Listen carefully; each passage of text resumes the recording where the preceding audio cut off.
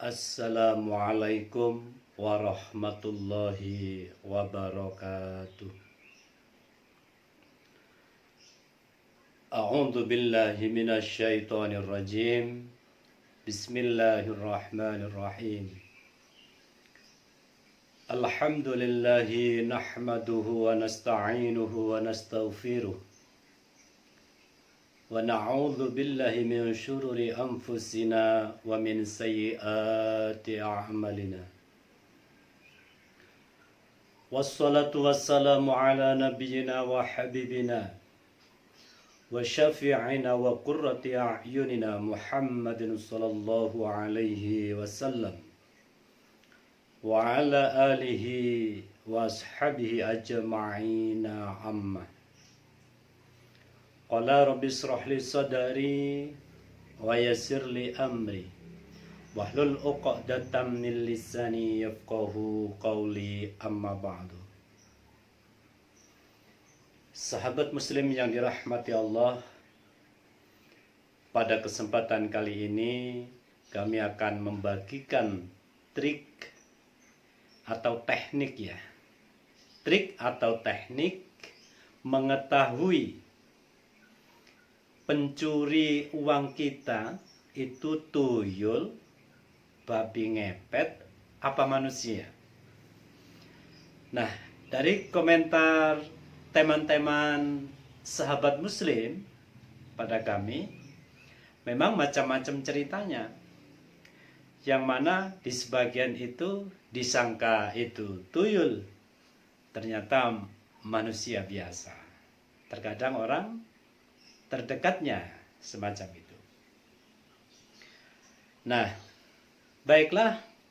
Yang pertama trik yang perlu diketahui, yaitu saat kita kehilangan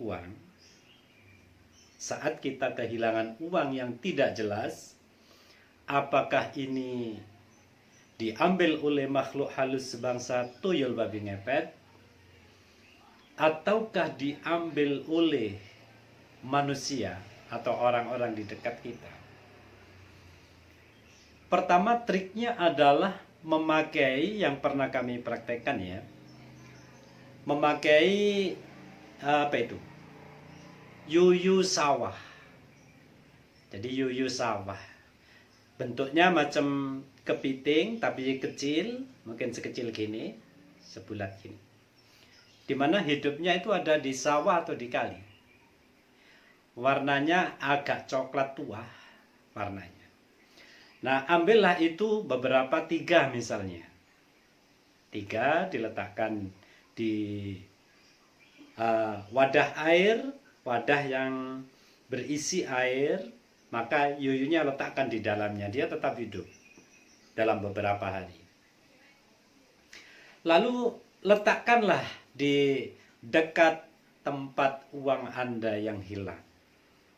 Misalnya di almari kita biasanya yang hilang, letakkan di depan almari aja, tidak apa-apa. Atau di dekatnya, diletakkan meja di dekatnya, tidak apa-apa. Ternyata kalau memang si pencuri itu makhluk halus atau sejenis tuyul, nanti yuyu sawah ini akan hilang. Dan ini bukan mitos, ini kenyataan. Jadi bisa dibuat, termasuk salah satu yang bisa dipakai pedoman untuk menentukan ini yang mengambil bangsa manusia apa bangsa gaib, termasuk tuyul babi ngepet. Nah, lalu kalau yang ditanyakan itu jangan-jangan yang diambil oleh orang dekat kita itu yuyunya juga, ya maka dari itu yuyunya letakkan di tempat yang aman, mungkin di dalam almari juga bisa. Nah, nanti yang hilang adalah yuyu tersebut akan hilang, terkadang uangnya juga ikut hilang. Di situ. Ini sebagian trik. Nah, yang kedua, kami hanya bercerita. Waktu itu kami menangani kasus kalau di sini di daerah luar kecamatan kami ya, kami di Malang Selatan, ini agak ke utara sedikit, itu mengeluh seorang wali santri saat itu sering kehilangan uang di rumahnya. Dia berdagang dan dia berprasangka ini tuyul. Nah, jadi teman saya ini laki-laki berprasangka tuyul. Akhirnya karena ini teman baik, saya mencoba main-main ke rumahnya. Dan di situ saya tetap memakai logika, menganalisa kemungkinan-kemungkinan manusia atau orang-orang dekat yang mengambil. Jadi saya tanyakan dari beberapa situasi dan kondisi. Di situ saya menyimpulkan masih ada kemungkinan orang dalam yang mengambil uang ini. Sehingga waktu itu saya berpesan, pertama saya perlakukan dengan doa yang nomor satu. Saya perlakukan dengan doa, terus saya kasih sedikit benang di depan pintu lacinya.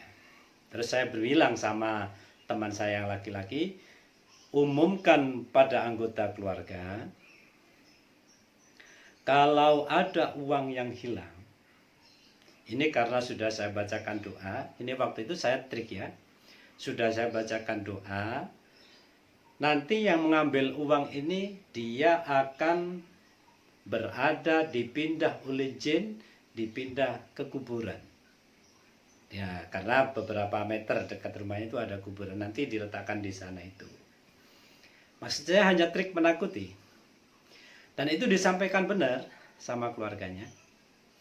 Dan alhamdulillah, di situ ternyata tidak hilang sampai beberapa bulan. Dan akhirnya yang terakhir itu mengaku bahwa yang mengambil adalah istrinya sendiri. Subhanallah. Jadi dua trik ini mungkin bisa dipraktekkan di dalam menganalisa uang kita ini hilang diambil bangsa halus atau makhluk gaib, apakah hilang diambil oleh orang-orang dekat kita. Ini sering terjadi sehingga terkadang bisa menimbulkan permusuhan di antara keluarga. Mudah-mudahan sedikit trik ini bermanfaat untuk sahabat muslim dimanapun berada, sehingga bisa menyikapi dengan bijak situasi dan kondisi saat kehilangan uang di rumah masing-masing. Jangan lupa selalu membaca ayat-ayat ruqyah di rumah setiap hari, sehingga terbentuk secara otomatis energi ilahiyah di rumah tersebut yang bisa menangkal makhluk-makhluk jahat, makhluk-makhluk halus yang jahat, mata-mata jahat yang mengintai rumah kita. Maka dari itu, dari kami kurang lebihnya mohon maaf. Wassalamualaikum warahmatullahi wabarakatuh.